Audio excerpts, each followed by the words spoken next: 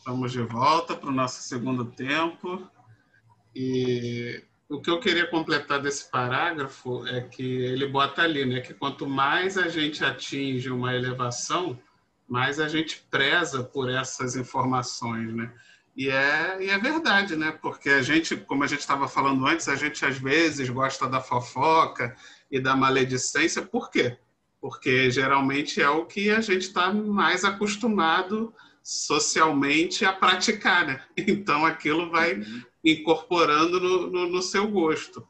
E o mesmo acontece quando você começa a fazer o caminho contrário, quando você começa a frequentar mais o centro, frequentar grupos de estudos, começa a fazer amizade com pessoas que estão mais imbuídas no trabalho do bem, você começa a desenvolver esse gosto por coisas mais edificantes.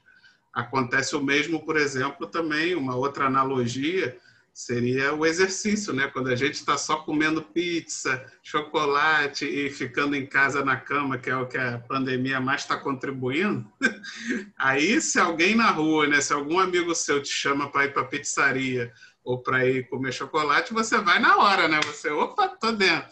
Mas se alguém te chama, vamos ali para a academia correr, aí você tá, tô fora, não quero exercício não. Mas o contrário também, né? Aí já é o contrário, quando você está na academia, lá que você já emagreceu, que você está se sentindo bem, aí não é o contrário, a pessoa te chama para comer pizza, você não, tô fora. E aí a pessoa te chama, vem correr comigo, aí você, tô dentro. É a mesma coisa, né? Tudo é o hábito que você está ali desenvolvendo e que vai te incentivar para uma coisa ou outra de acordo com a sua continuidade na prática daquele ato, né?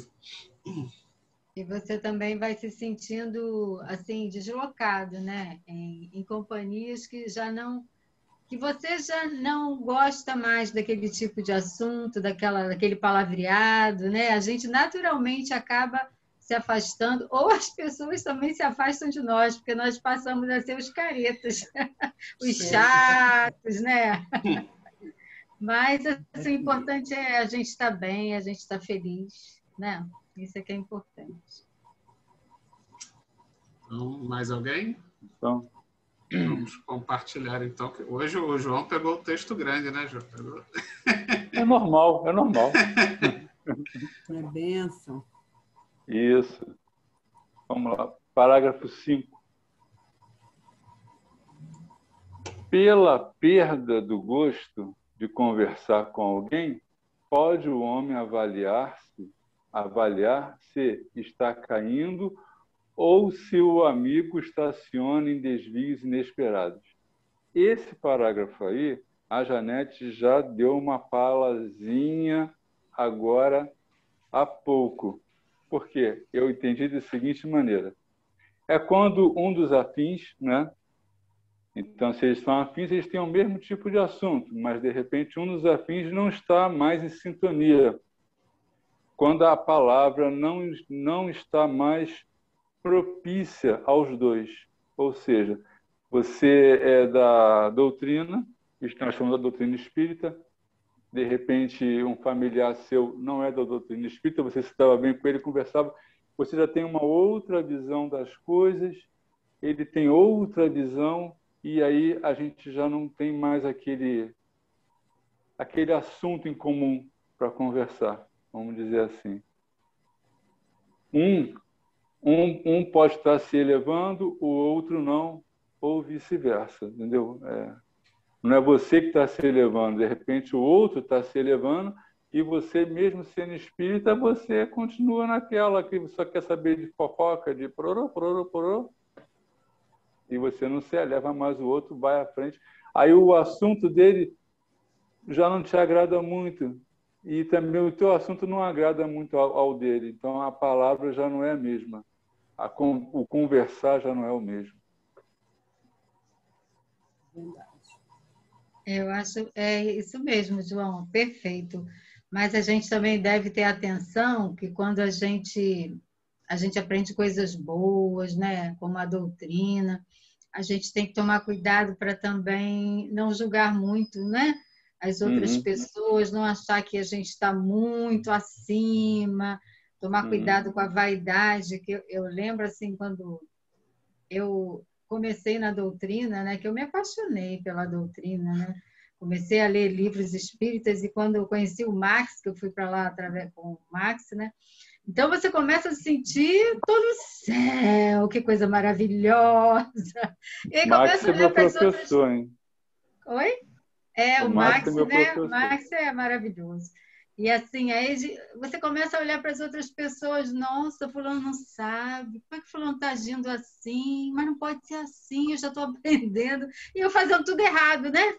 Quer dizer, você começa a conhecer a doutrina que te ensina a respeitar o outro no seu momento. Quer dizer, no início, como você ainda não tem esse aprendizado, é aquela questão do deslumbramento, né? É maravilhosa, mas a gente não tem que se sentir acima das outras pessoas porque você descobriu algo de bom, né? Você deve, sim, compreender o outro exatamente por causa dessa verdade, né, que você descobriu. E, assim, é como você está falando, às vezes a gente não consegue mais estar conversando diretamente com aquela pessoa com quem a gente conversava, mas em surgindo uma oportunidade de ir à casa da pessoa, a gente não deve desprezar esses companheiros de caminhada, né? Que a gente possa continuar visitando, que a gente possa continuar ajudando, assessorando quando necessário, até para a gente mostrando o nosso exemplo, né? Para a pessoa perceber que a gente está melhorando um pouquinho, não é? Então, é muito importante que a gente também vigie isso na gente. Mas que fica realmente mais difícil certas convivências, fica mesmo. Mas sempre que a gente não entre nessa de ter esse olhar preconceituoso com relação ao outro, né? Que a doutrina ensina para a gente que a gente deve estar respeitando, né? Cada um no seu patamar. É isso. Perfeito. Mais alguém? Meu som está desligado. Não, não está não, Glorinha. Acabei de te ouvir falando. Tá ligado? Você quer falar? Não. É porque eu vi assim, o anfitrião desligou, desativou, eu tô. Não, tá ligado. Tá todo mundo ouvindo, né? Ou só eu que estou ouvindo? Todos. Tá todo mundo ouvindo. Não, é que o meu também apareceu uma mensagem de mudo, quando eu estava falando. Eu não sei Está desativado. O anfitrião desativou, eu fiquei quieta. Não desativei, não. Vamos lá. Então, vamos compartilhar.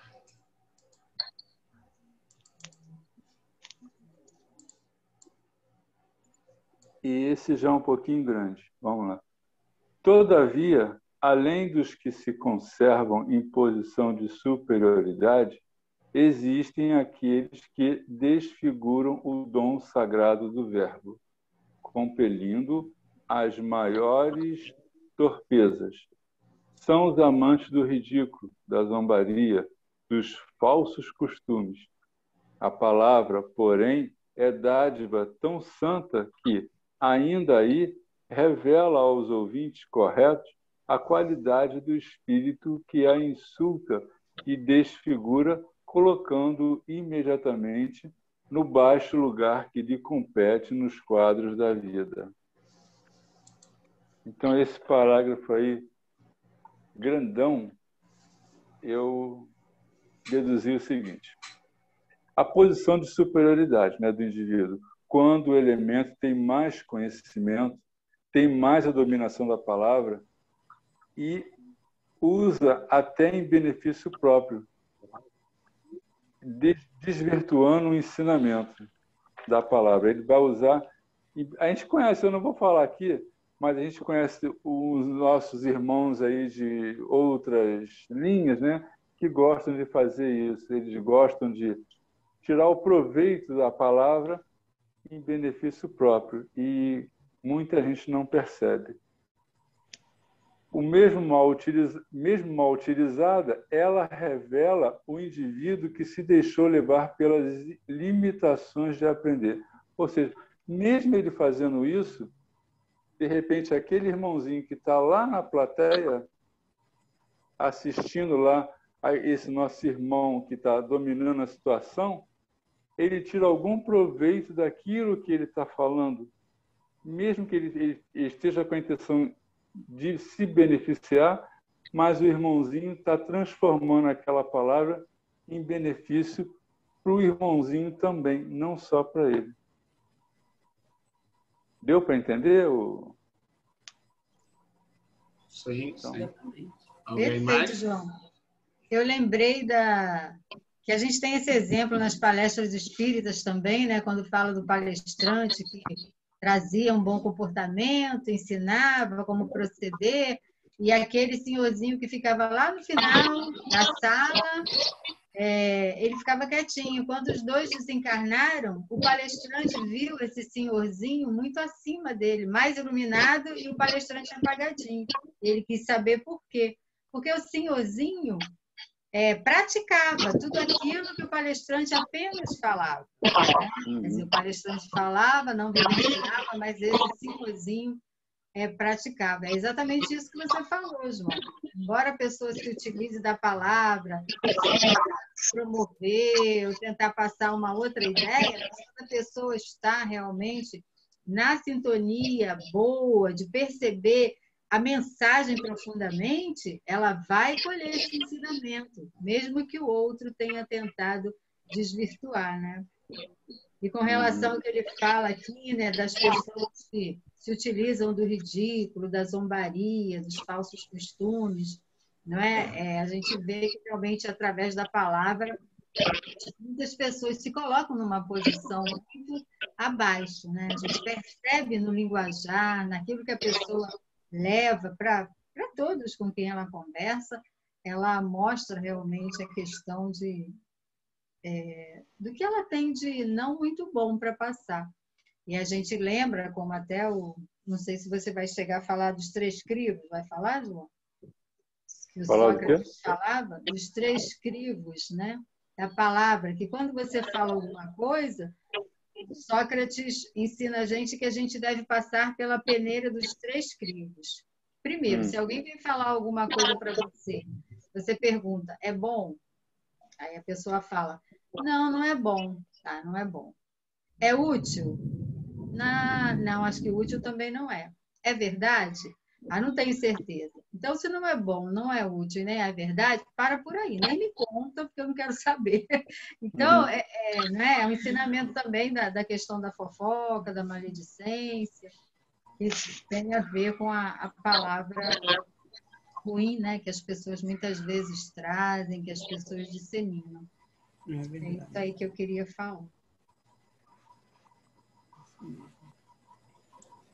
Mais alguém? Na verdade, eu acho que o bom é que esse parágrafo demonstra que até o mal pode ser bem, né?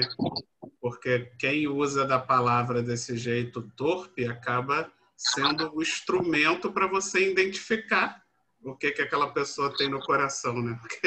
O que ela realmente, quais são as suas possíveis intenções e até para você saber com quem você está lidando, né? Então, mesmo o mal acaba sendo um bem, porque ele se torna um instrumento para uma pessoa bem intencionada identificar as intenções daqueles que estão à sua volta, né? O que eles têm no seu interior. Lógico que não só a palavra, porque também alguém mal intencionado pode usar da palavra para te enganar, mas é mais um instrumento, porque se no momento de distração, no momento de bobeira, a pessoa deixa escapar algumas coisas assim de bem baixo calão, você já começa a perceber talvez ali alguma coisa que possa ser um alerta para você, né? Então, até mesmo o mal se torna um bem, uma proteção para as pessoas de bem.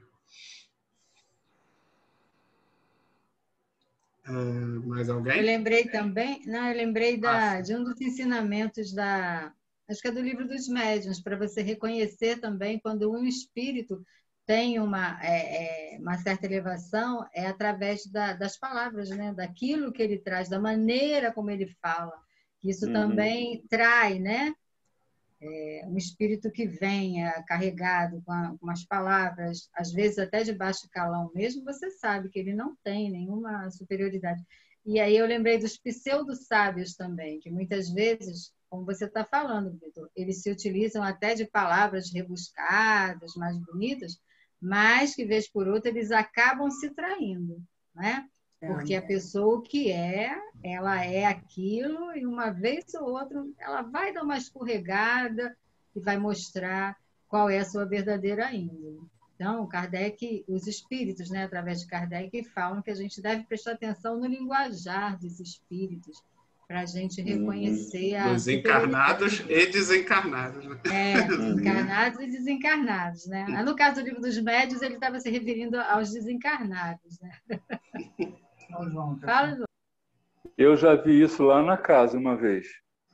Uma psicografia que uma pessoa fez. Não frequenta mais a casa há muito tempo. E quando leu a psicografia, não condizia, sabe? Não batia direito. Tinha umas palavras ali que você via que não era. E no final, querendo se engrandecer, sabe? Botando... Vou dizer assim, tipo patente militar, mas não tem nada a ver, não.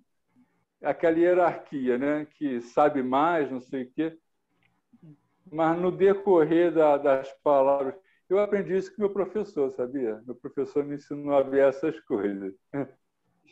Então, eu percebi, falei, esse espírito aí é daqueles que está camuflando, né? Está se dizendo uma coisa e, na verdade, é outra. É o pseudo-sábio. Pode ser o espírito e pode ser o médium também, né? É isso. Ou os dois. Mais alguém? Então, vamos ao último parágrafo. Vamos para o último parágrafo, né? O resumo. É o resumo de tudo. Conversar é possibilidade sublime. Não relaxes, pois é essa concessão do Altíssimo, porque pela tua conversação serás conhecido. E eu entendi assim, pela nossa conversação, pelas palavras, né, que a gente usa, que a gente diz, é que saberemos para onde estamos seguindo, os ensinos de Deus ou não, se estamos estacionados ou nos elevando moralmente. Para quê? Para que um dia todos sejamos anjos. Perfeito. É interessante falar, como ele Janete. coloca... É uma coisa... Oi. Alguém... É interessante como ele coloca aqui no texto, ele fala que conversar é uma possibilidade sublime e assim, a concessão do Altíssimo. Quer dizer, o dom da palavra, né? Assim, a gente verbalizar é uma concessão que Deus nos dá para que a usemos, né, de forma útil, né, e boa, né? Porque nós temos a palavra, nós temos, vamos dizer, os 5 sentidos. Nem todos possuem, né? Não ouvem ou não falam, né? Então, quer dizer, ele está colocando isso como uma permissão, né? Que o autismo, a concessão, né? Que ele usou até o termo, quer dizer, para quê? Para que você faça bom uso, né? Tudo que ele nos dá, é para que possamos fazer bom uso daquilo, né? Então, é por isso que ele está sempre chamando a atenção com relação a isso, né? Para que a gente não usar a palavra de uma forma negativa, porque aí a gente pode perder a oportunidade, né? Dessa concessão que ele nos deixou. Pois é, exatamente. E a gente tem a responsabilidade, né? Com relação àquilo que a gente fala, pensar direitinho.